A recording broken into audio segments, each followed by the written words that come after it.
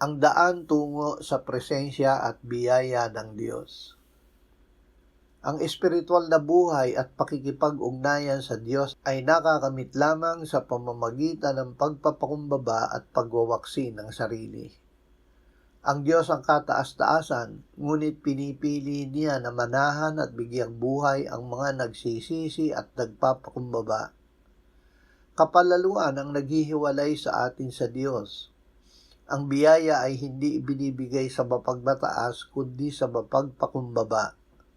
Lumapit at makipag-isa tayo kay Jesus dahil sa kanyang kapakumbabaan ang Ama ang lahat-lahat sa kanya. Kapakumbabaan ang paraan upang ang Diyos ay maging lahat-lahat sa atin.